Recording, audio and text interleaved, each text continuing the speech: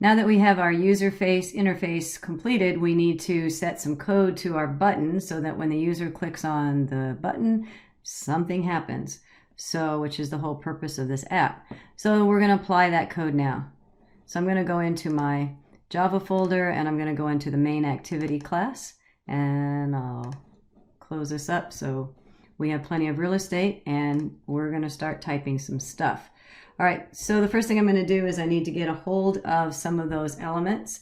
In other words, first of all, I'm going to need to get a handle on the number of tickets, the number input that the user used. So I need to create that was an edit text. That's what the name of that view is. So I'm going to grab the widget. So you can see here it says Android widget. So that is the name of that number input field that we utilize. So I'm going to get an edit text. And I'm going to call it tickets equals, and then we'll use the find view by ID, the resource ID, and the name of that was text tickets. So now we have a hold of how many we have a hold on the widget that's containing how many the number of tickets that the user is going to want to purchase. All right. And then the next thing we need to get a handle on or set a variable to is that spinner, so we know what group they selected. And so that is a spinner. And I'll call that group equals find view by ID, r.id, and that one was text group. So now we've got a variable set to the object, the spinner object. Okay, and then the last one we're going to need, I'll just put a space down here. We need to get a handle on that button so we can set a click event to it, and I'll call it cost equals find view by ID. And r.id dot, and that was called button. Oh, did I not give the button a name? Oh, good reason. This is a good example why you got to make sure you name your button. So obviously my button was not named. So let's see how we're going to recover from that. So I'm going to go back to my layout and my activity main, click on button, and then sure enough, I did not give it an ID. So we're going to give it an ID of did we not match our button cost? Okay, so I'm just matching the text field that we gave down below. You don't have to, but that's what I'm going to do. Cancel, I didn't mean to finish. So button cost, btn cost. And then it's asking me if I want to update, refactor. I think I'll do yes, even though I don't think I have any code associated with that yet. So back to my main activity. Now you should be able to find that button, btn cost. All right, good. Mistake recovered.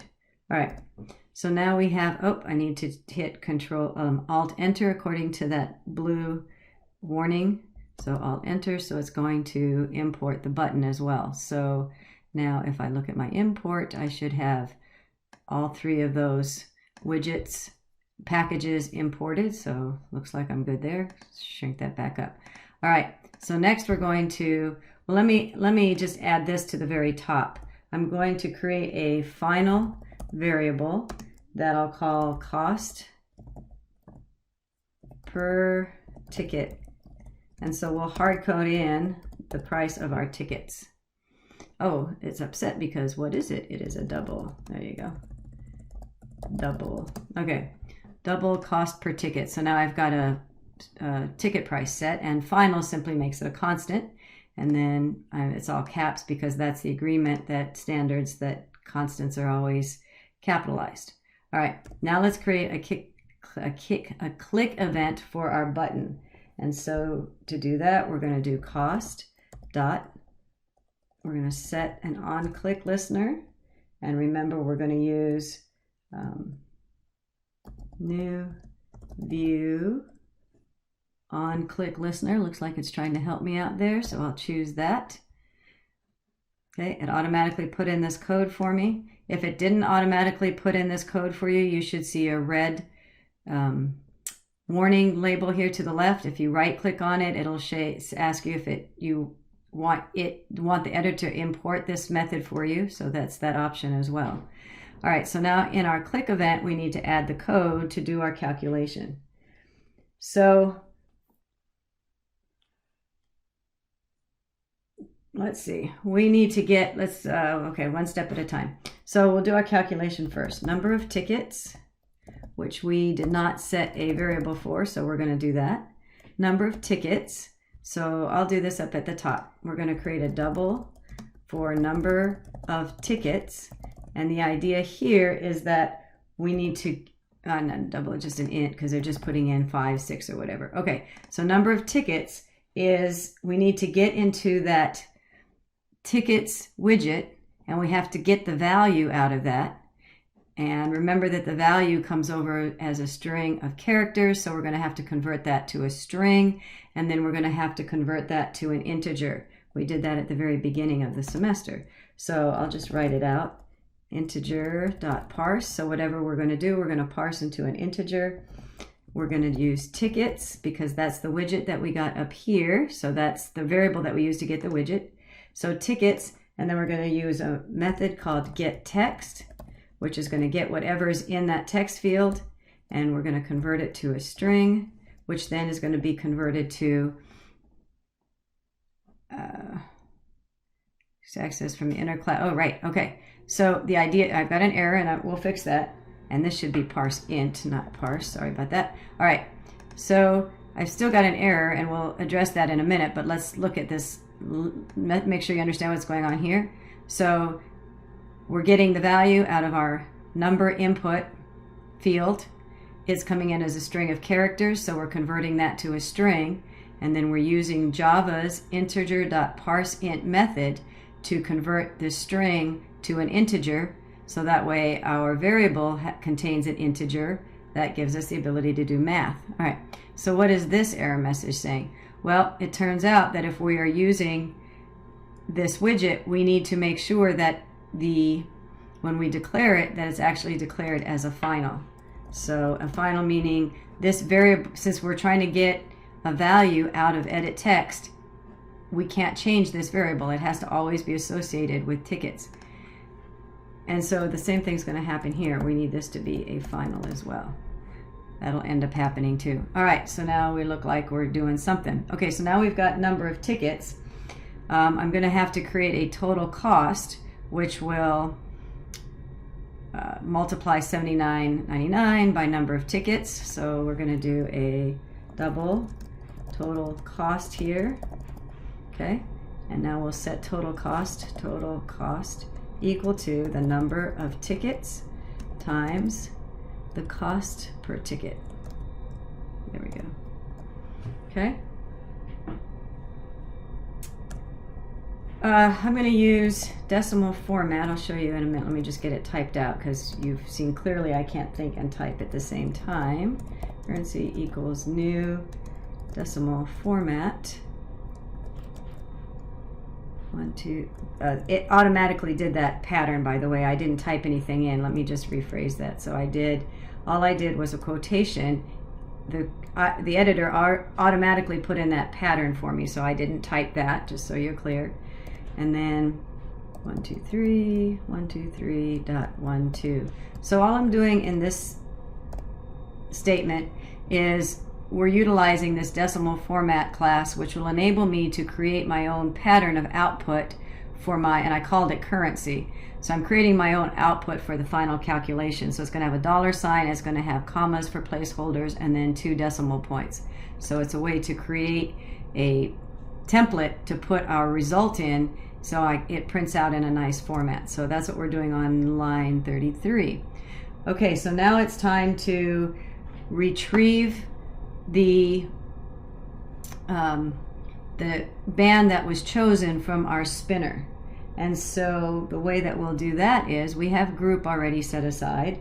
So I need to create a string, I'll call it band choice. String has to be capitalized. Okay, so that should, string, there we go. So now we need to get the band that the user chose so we can read back to them in a concatenation field the name of the band plus their results. So let's see, so band choice, and that shouldn't be, that's hard to think and do this at the same time. Okay, so band choice is lowercase, band choice is equal to, now we have to get the value out of that spinner. So we called that spinner group, so we'll use group, And then we're going to use, instead of get text, we need to use get selected item. So that way it's going to return the string of the drop down that they selected. Notice you can also choose item ID if for some reason you need to know the index of the one that was chosen, but we actually want the string. So we're going to get selected item. It was an object, so we're going to use the toString method to turn it into a string. And we now have the band choice. So we've got the total cost calculated. We've got the band choice that was grabbed from by using the get selected item. If you're curious, these underlined variables simply mean that that's coming from a constant, or constant. So both of those, if you recall, we set for final, so that is actually correct. All right, so now the last part of this is we need to put the results. Probably should have done this along the way. Put the results in that text field, in the results text field. All right. Okay, so to do that, we will, what was the name? Did we set a result? We did not set a result variable, so we're going to do that next.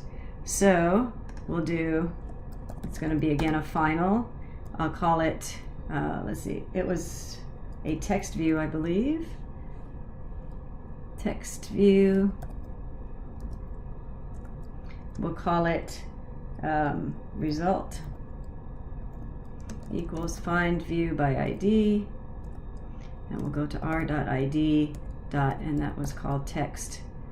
Oh, did we not give that a value as well? Apparently we did not. So we need to go back in there, and by we I mean me, I guess. So I guess I didn't give it an ID. I can grab it here. I did not give it an ID, so let's do that. Text results. Yes, go ahead and refactor everything. So now I should be able to come back into my main activity and text. So let's go back here. .txt result. There we go. Perfect. Okay. So now I have a variable that's set to my text view result object. And so now we can come down here and we'll set that value. So result dot, and we're going to use the set text method. And we're going to do a concatenation cost for plus, and we've got the band choice, plus is, and then we'll do, where's our result? Currency. So we're going to utilize that currency. We're going to utilize this template that we created here in this line. So to do that, we're going to use currency, because that's a variable we set up here to create that pattern. Currency dot format, and then what we want to format is our result, which was total cost. So total cost. All right. So now I'm going to save this, and I'm going to put this on hold while I run my emulator, and we should see things working. All right, so the emulator pulled up, and we'll give it a go here. So number of tickets, let's put 10. Who doesn't want to see Elvis? I do, so I'd really like to see Elvis, especially since he's not here anymore. And then our sample data, we never erased that, so let's see if find cost works. So we see cost for Elvis is $7.99.99. If I change this and I'll do Beatles, we should see that change as well. Perfect. So the last thing that I would do is I will go back in and erase the initial value, so that way it's not showing up at all. And then this should be perfect. So now we've created an app that is receiving data, and we saw how to get the number, how to put in a number format. So we've got the soft key that's showing the number instead of letters. And we also have a spinner that's being pulled from an array, and we saw how to get the value out of the spinner, and we made the calculation and had it appear here on our text field.